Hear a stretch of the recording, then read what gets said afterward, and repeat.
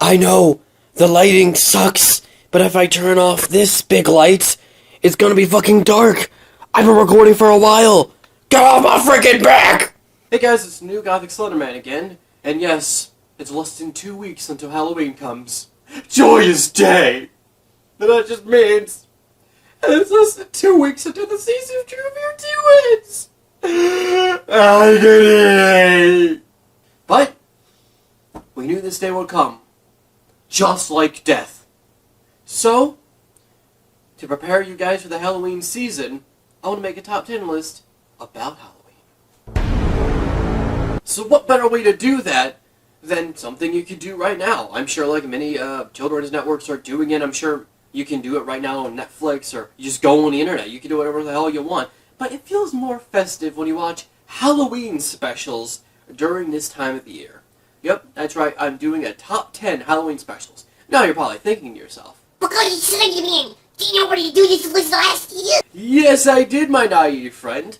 But I'm going to do something a little different. Some of the old spots from the original list could return, but I'm focusing more on stuff that you can focus on this year. Like, I don't know, how come I keep seeing you walk out every time I record? What the fuck is your problem? Like, I don't know, a certain movie that's coming around, or a game, or something that's already been out for a while, but you can still experience this Halloween season. Something more modern, but not everything in this list will be something you can put modern.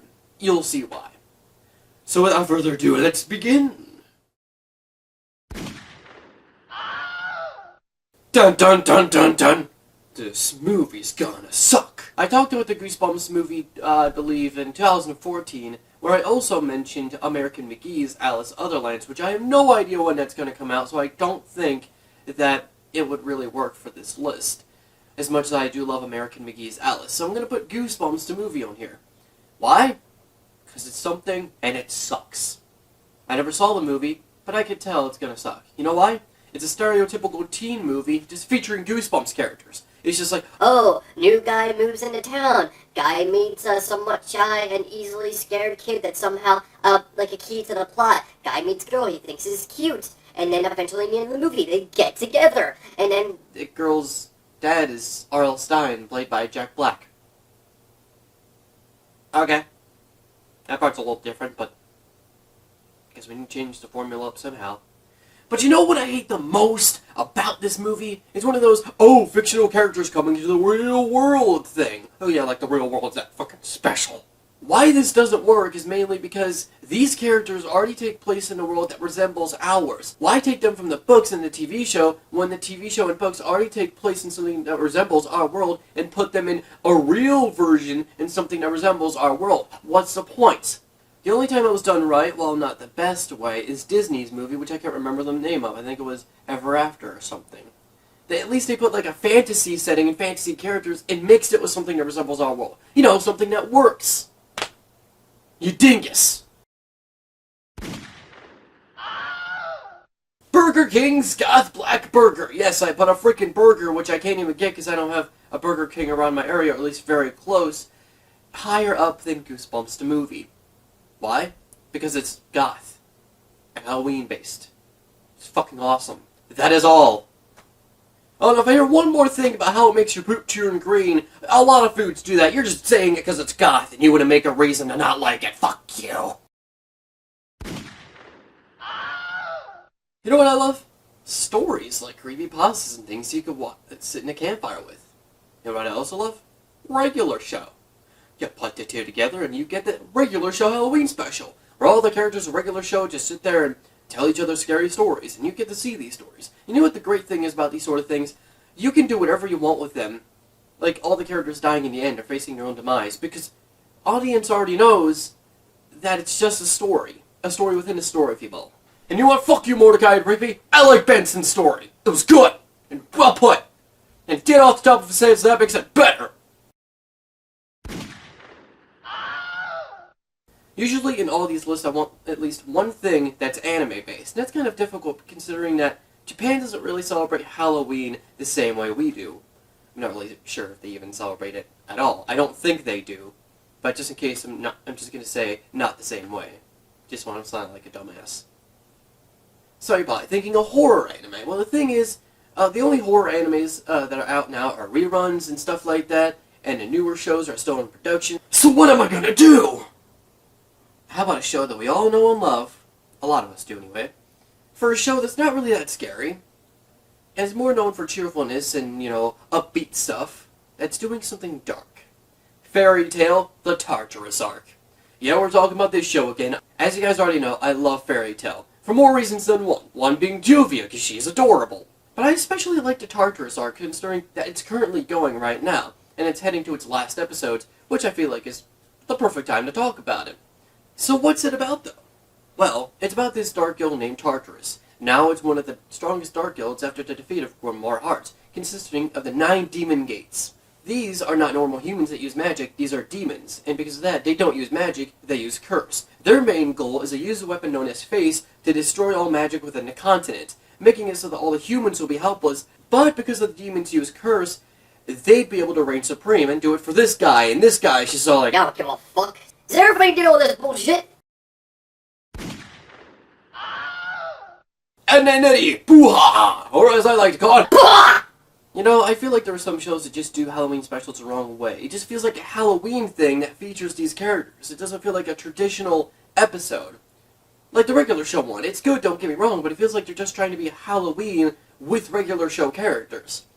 But the reason I love Ed and Eddie's Boo-Ha-Ha is because it feels like a legitimate Ed and Eddie episode that happens to be taking place during Halloween. And I especially love the character designs that they have. They went all out for this one. Many people would say the Invader Zim Halloween special is better, and trust me, I love that Halloween special. It's one of my fucking favorites. But the thing is, you expect those kind of designs and things from Invader Zim. You don't expect this kind of crap from Ed and Eddie, and that's why it's here on this list. Yes, I know, I ragged on the movie Paranormal Activity because of being a found footage and starting the whole found footage trend in my first nightmare disorder. And as you guys know, I think found footage can be done well, but it's just being done as a trend nowadays. With the exception of this new Paranormal Activity, because it looks fucking awesome. I feel like these newer horror films are getting better because I feel like we're going to the early horror films, so mixing it with the tone and mood of newer horror films. Like, you get creatures like Freddy Krueger and Jason Voorhees and put them in, a more serious tone.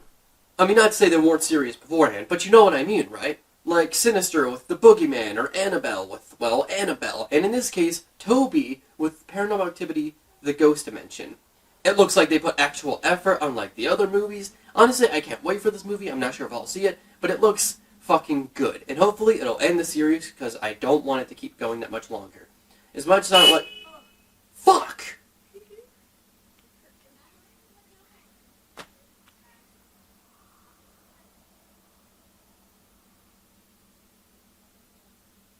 The fuck? Ah, Nickelodeon. How you have not been as good as you used to be. Not to say I'm a 90s kid that's just gonna say that everything from the 90s is superior than anything that came nowadays, or vice versa. I believe everyone has their own opinions about certain shows, and you can't generalize an entire show by its time frame. That's just kind of stupid. But I feel like Nickelodeon's quality has kind of dropped. Why? Fanboy and Chum Chum. Breadwinners. That is all! I mean, yes, they've been getting... Fuck! It just doesn't feel like it's Nickelodeon anymore. They're trying too hard to be Cartoon Network. Which is kind of ironic, because I feel like in the early days of Nick, they were trying too hard to be Disney, but in the middle, they were their own thing in, the early 2000s. And that's why I like the Halloween specials. They feel genuine. Like, for Fairly Odd Parents, Sponge... Yeah, fuck it! I'm done with this bullshit! SpongeBob, Fairly Odd Parents, Danny Phantom, Jimmy Neutron, they actually feel like genuine Halloween specials done right. My favorite, especially Danny Phantom, because the Black Knight does return multiple times throughout the series. It feels like a legitimate episode to the series instead of just like, we're just gonna do it for shits and giggles. And also, Nick or Treat! Now it's time for Nick or Treat! Nick or Treat. God damn it, Rebel Taxi, you're making me sound like a racist fuck. Scooby-Doo, too. Monsters Unleashed. That's worse than Scooby-Doo 2. Nazis uncircumcised. It's juice and jam time. I am so sorry. Goth time, yeah. Ah, yes, Spirit Halloween. One of my favorite things about the Halloween season is this store that opens up throughout the country, Spirit Halloween. The only problem is, It's only open during this time of the year, which I understand, but it's also everything there is fucking expensive. Trust me. Hang on. This hanging goth girl, you expect her to be like $10, right? No, 20. 20. Fucking 20. Or how about this head you could hang? It's like fake glass inside. You expect it to be like 20. No, 35. And you expect like these theater gloves to be like $5. Well, joke's on you, they are $5! Ha! PlayStation doesn't have a lot of games. The only games worthy to play on it are Bloodborne. You know it. Yes, something based on opinion automatically makes your system that you play on better. Not to say that mine's superior. I'm not going to say yours is either, because once again, it's based on opinion, and the console war is fucking stupid. And no, it doesn't help with sales, because it really just pushes people away, and you're being fucking stupid. That is all. But anyway, Until Dawn is a great game exclusive to PS4. I say that because it actually takes you on your own horror movie experience, but you decide what's going on, and not just like, oh, you make one decision, you'll pay for it later. But like, you make your own decision, and you have a butterfly effect. The game focuses on that. You make one tiny mistake, like, I don't know, talking to this person instead of the other, everyone could die. And because of that, there are so many endings. Everyone could live, everyone could die, and maybe different variations to some people living and dying. And honestly, I love how that works. I love how it actually feels like a Telltale's game, but at the same time, having more choices to deal with the effects it have with the game and multiple endings. I mean, Telltale's tells you a story that you could bond with certain characters, but it really just has its own default ending. Like, once again, it's taking you through a story. And I like that, don't get me wrong. But I also would like multiple endings to have to deal with my choice. So Until Dawn feels like what Telltale games should be doing nowadays.